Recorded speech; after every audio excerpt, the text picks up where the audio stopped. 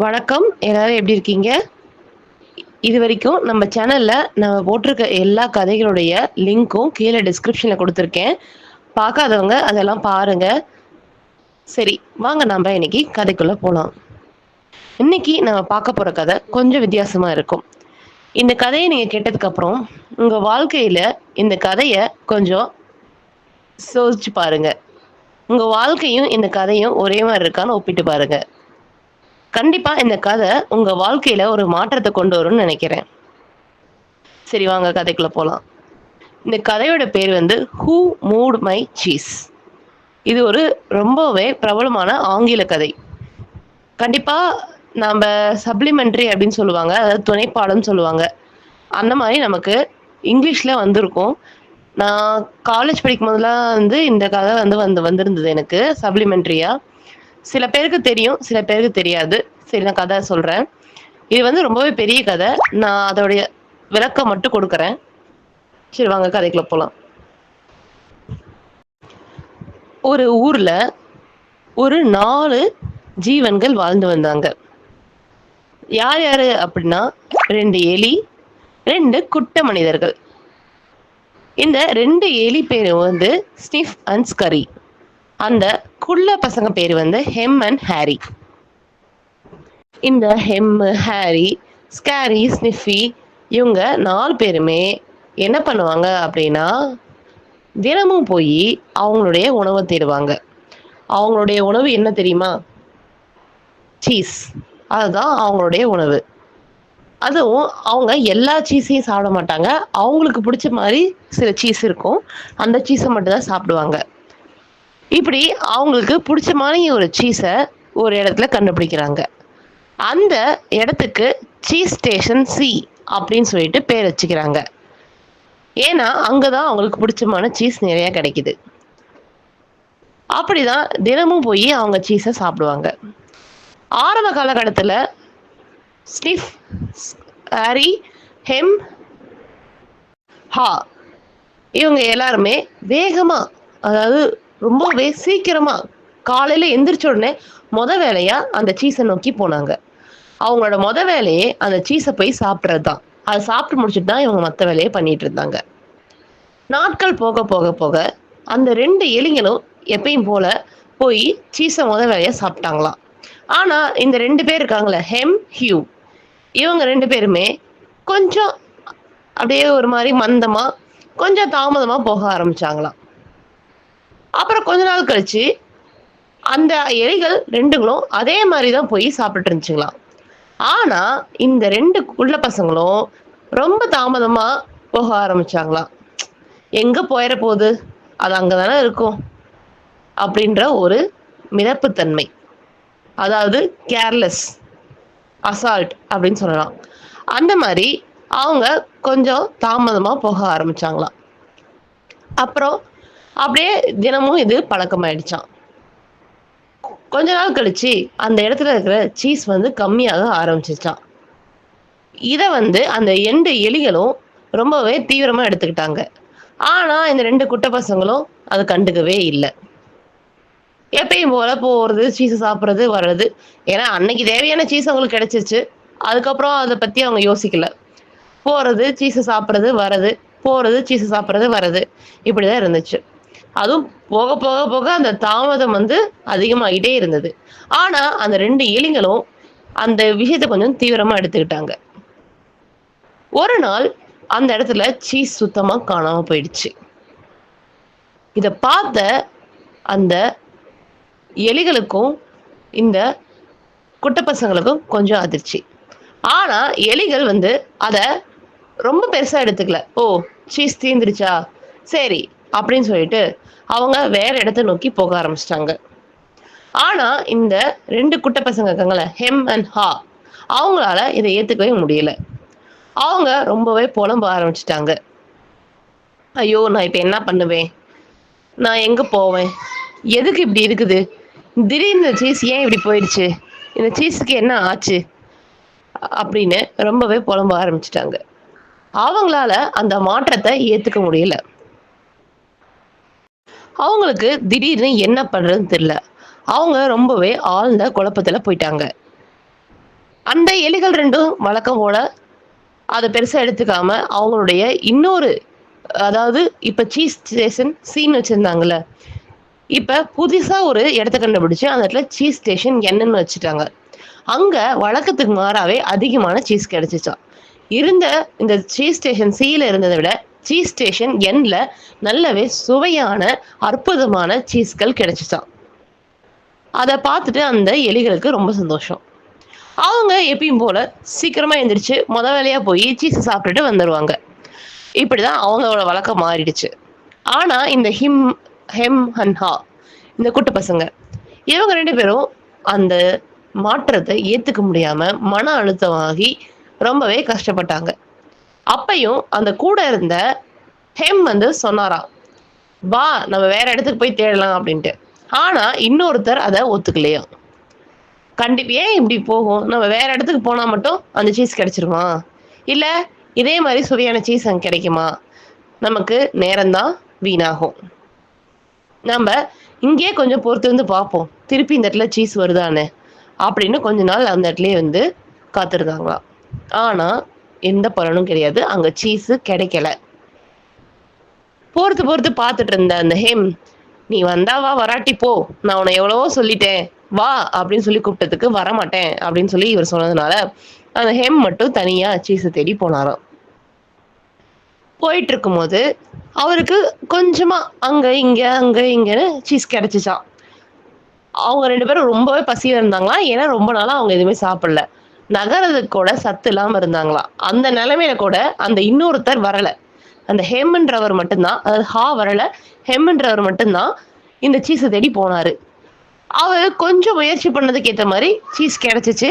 அந்த குட்டி குட்டி சீஸ் துண்டுகளை சாப்பிட்டுட்டு, சரி நம்ம ஃப்ரெண்டு பசியா இருக்காரே, அவருக்கு கொண்டு போய் கொடுக்கலாம் அப்படின்னு சொல்லிட்டு தனக்கு கிடைச்ச இந்த சீஸ் துண்டுகளை எடுத்து கொண்டு போய் கொடுத்தாராம். அதுக்கு அவரு, நான் சாப்பிட மாட்டேன், எனக்கு என்னுடைய சீஸ் ஸ்டேஷன் சியுடைய சீஸ் தான் வேணும் அப்படின்னு கேட்டாராம். அது கிடைக்கல, ஆனா உன் நிலைமை ரொம்ப மோசமா இருக்கு, இதை சாப்பிட்டா மட்டும்தான் உன்னால பொழைக்க முடியும், நீ அதை விட்டுட்டு அதுல இருந்து வெளியில வா, இந்த சீஸை எடுத்து சாப்பிடு அப்படின்னு சொல்லி சொன்னாராம். அதுக்கு அவர் என்னால முடியாது அப்படின்னு சொல்லிட்டாராம். இந்த ஹெம் அவரை எவ்வளவோ சமாதானப்படுத்தினாரா ஹாவை. ஆனா அவங்க ஹா சமாதானமே ஆகல. அதனால ஒரு கட்டத்துல எவ்வளவோ கெஞ்சி பார்த்துமே ஹா சமாதானம் ஆகல. அந்த இடத்தை விட்டு வெளில வரல. அப்பதான் அவர் என்ன சொன்னாரா, அந்த ஹெம் அந்த இடத்துல இருந்து நான் போறேன், உனக்கு வேணும்னா நீ இந்த இடத்துல இருந்து வெளியில வா, நீ முயற்சி பண்ணி நீ தேடினா மட்டும்தான் உனக்கு கிடைக்கும், இது வரைக்கும் கிடைச்சிச்சே அப்படின்னு அவர் கேட்டாராம் ஹா. அதுக்கு இவர் சொன்னாராம், கிடைச்சிச்சு, ஆனா இப்ப கிடைக்கல, இந்த மாற்றத்தை நீ ஏத்துக்கிட்டு இதுல இருந்து வெளியில ஒரு புது மாற்றத்தை நீ உருவாக்கிக்கணும், உன்னுடைய புது உலகத்தை நீ உருவாக்கிதான் ஆகணும், நீ வெளியில வா அப்படின்னு சொன்னாராம்.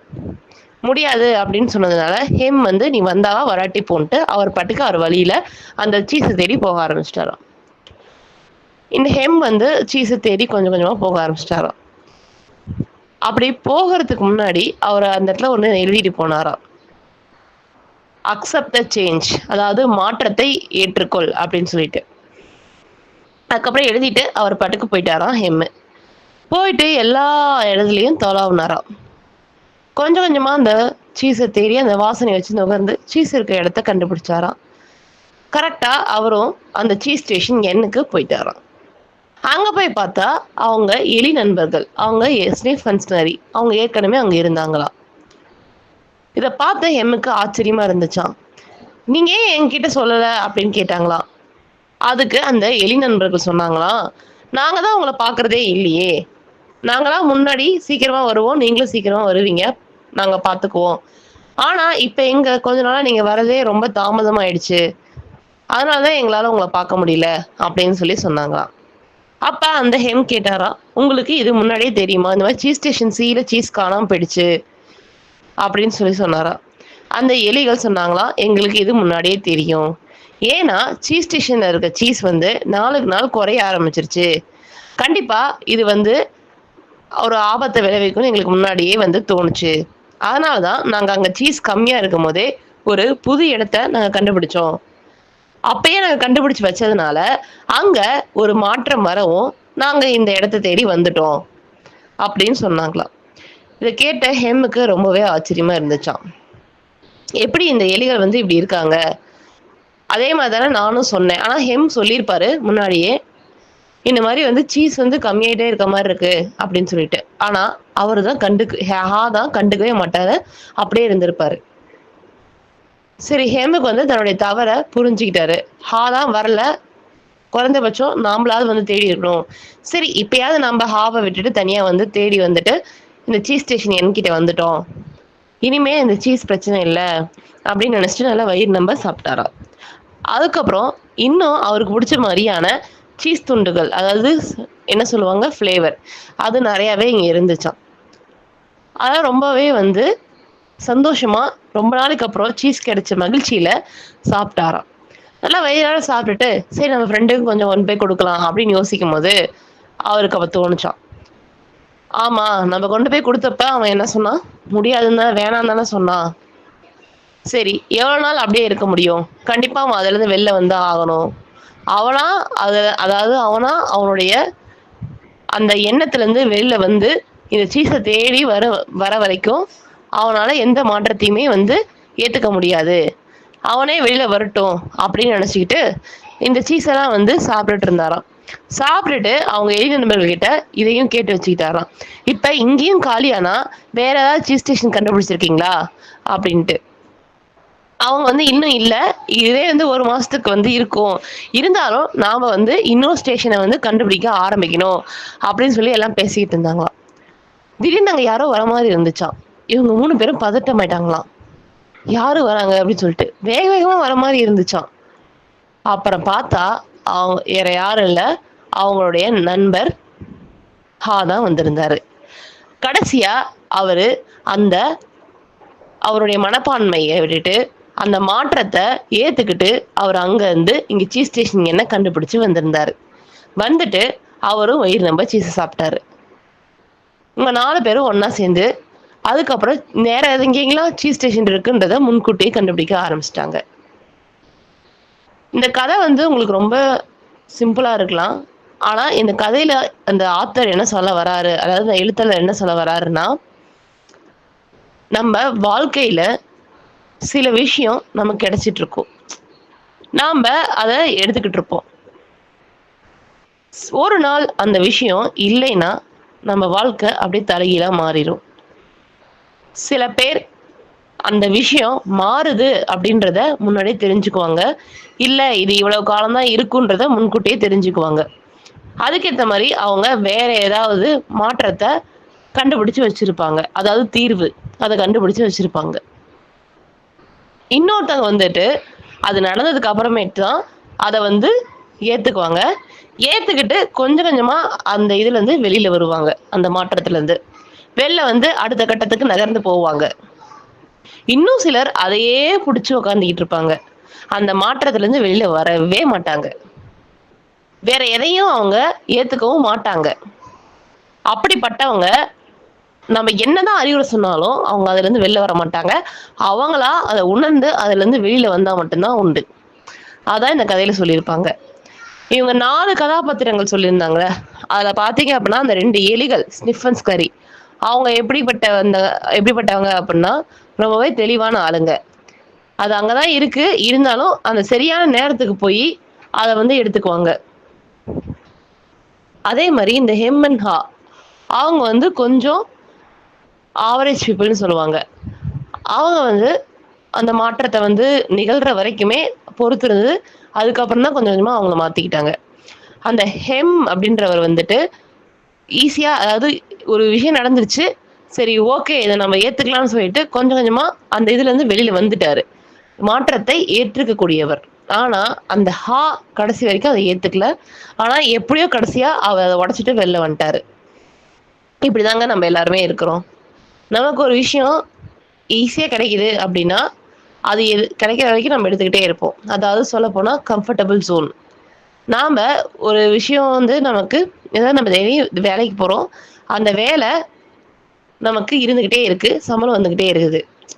ஆனா இந்த வேலை வந்து செக்யூர்டா இருக்குதா, எத்தனை நாளைக்கு இந்த வேலை வந்து நமக்கு இருக்கும் அப்படின்றது நமக்கு தெரியாது.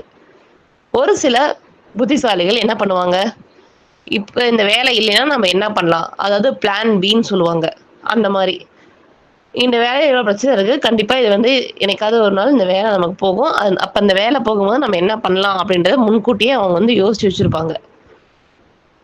இன்னும் சில பேர் வந்து வேலை போகுற வரைக்குமே வந்து அவங்க வெயிட் பண்ணுவாங்க. வேலை போனதுக்கப்புறம் கொஞ்சம் கொஞ்சமா அத ஏத்துக்கிட்டு, அதுலேருந்து வெளில வந்து வேற வேலைய தொலவுவாங்க. இன்னும் சிலர், "ஐயோ! வேலை போயிருச்சே, வேலை போயிருச்சே, வேலை போயிருச்சே. நம்ம என்ன பண்ணுவோம்? என்ன பண்ணுவோம்? என்ன பண்ணுவோம்ன்னு" புலம்பிக்கிட்டே இருப்பாங்க. அவங்க எல்லாருமே வந்துட்டு அந்த மாற்றத்த ஏத்துக்கிட்டு, அத வந்து நம்ப அடுத்த கட்டத்துக்கு போகணும். ஒரு சிலர் முன்கூட்டியே வந்து யோசிச்சு வச்சிருப்பாங்க. ஒரு சிலர் வந்ததுக்கு அப்புறம் தான் யோசிப்பாங்க. ஒரு சிலர் வந்ததுக்கு அப்புறமும் யோசிக்க மாட்டாங்க. புலம்பிக்கிட்டே இருப்பாங்க. அப்படிப்பட்டவங்க ஒரு கட்டத்துல அவங்க கூட வந்து யோசிச்சு அதுலருந்து வெளில வந்துருவாங்க. இந்த கதைய வந்து நம்ம தெரிஞ்சுக்கிறது என்னன்னா, எந்த ஒரு விஷயமும் மாறும். எதுவுமே நிரந்தரம் கிடையாது. எல்லா விஷயமும் மாறும். இன்னைக்கு நம்மகிட்ட இருக்கிறது நாளைக்கு இல்லாம போகும். நம்மகிட்ட இருக்கு தானே, இதுக்கு என்ன பிரச்சனை அப்படின்னு ஒண்ணு நெனச்சுட்டு இருக்க, ரொம்ப அத்தியாவசியமான விஷயம் கூட நாளைக்கு இல்லாம போகும். என்ன இருந்தாலும் நம்ப அந்த மாற்றத்த ஏத்துக்கணும். மாற்றத்த நம்ப என்ஜாய் பண்ணணும். மாற்றம்ங்கிறத நம்ம உணரணும். மாற்றம் அப்படின்னாவே நம்ம பயந்துக்கிறோம். அப்படி இல்லாம, அத ஒரு புது நண்பனாக நாம வந்து அத ஏத்துக்கணும். அதோட பழக ஆரம்பிச்சுக்கணும். அதுதான் இந்த கதையுடைய தீர்வு. இந்த கதை உங்களுக்கு புடிச்சிருக்கும்னு நெனைக்கிறேன். உங்களுக்கு புடிச்சிருந்தா லைக் பண்ணுங்க, ஷேர் பண்ணுங்க, சப்ஸ்கிரைப் பண்ணுங்க. எப்பயுமே அக்பர், பீர்பால் கதைகள், தெனாலிராமன் கதைகள் போட்டுட்டு இருந்தோம். ஒரு மோட்டிவேஷனலா இருக்கட்டுமே சொல்லிட்டு இந்த கதைய நாங்க போட்டிருக்கோம். மாற்றம், அதை ஏற்றுக்கொள்வோம். அதை அணுக கற்றுக்கொள்வோம். அதோடு பழக கற்றுக்கொள்வோம். நன்றி. மெழுகுவர்த்தியும் இருளும். நீங்கள் கேட்கும் வினா எனக்கும் புரிகின்றது. மெழுகுவர்த்தி என்றால் அது வெளிச்சம்தானே தரும்? நீங்கள் என்ன இருள் என்று சொல்றீங்க? ஆம், இருள்தான் தன்னை அழித்த கொண்டு செய்யும் எந்தச் செயலும் அது இருளுக்கு சமம்தான். வாருங்கள் கதைக்குள் செல்லலாம். ஒருவர் ஒரு அலுவலகத்தில் பணிபுரிகிறார். அவருடன் சேர்ந்து சக ஊழியர்களும் பணிபுரிகின்றனர். அவர் பணியில் மிகவும் பற்று கொண்டவர். எந்த பணி செய்தலும் ஆர்வமும் விருப்பத்துடன் செய்பவர். உங்களுக்கு புரியும்படி சொன்னால் மெழுகுவர்த்தி பிரகாசமாக எரிகிறது, அதிக வெளிச்சத்துடன். ஆனால் அந்த மெழுகுவர்த்தி உருகி கொண்டிருக்கிறது அதன் உள்ளத்தில். வெளியில் வெளிச்சம், உள்ளத்தில் இருள். ஒளியை கொடுக்கும் மெழுகுவர்த்தியை யாரும் கொண்டாடவில்லை. உருகுவது கண்டு யாரும் வருத்தப்படவும் இல்லை. இதுதான் காலத்தின் நியதி. இங்கு திறமையாளர்களை விட கைக்குளியலர்கள்தான் தேவைப்படுகிறது. இதில் பல பேர் சூழ்நிலை காரணமாக மற்றும் குடும்பத்தின் நிலை உணர்ந்து மெழுகுபர்த்திகளாக வாழ்கின்றனர். சொல்லுங்கள், உங்களில் எத்தனை பேர் மெழுகுபர்த்திகள் என்று? ஆம், சொல்லப்போனால் அனைவரும் மெழுகுபர்த்திகள். சூழ்நிலை கைதியாக பணிபுரியும் அலுவலர்கள், தினசரி கூலி வேலை செய்யும் குடும்பத் தலைவர்கள் மற்றும் குடும்பத்திற்காக அன்றாடம் செயல்படும் பெண்களும் ஒரு மெழுகுபர்த்திகள்தான்.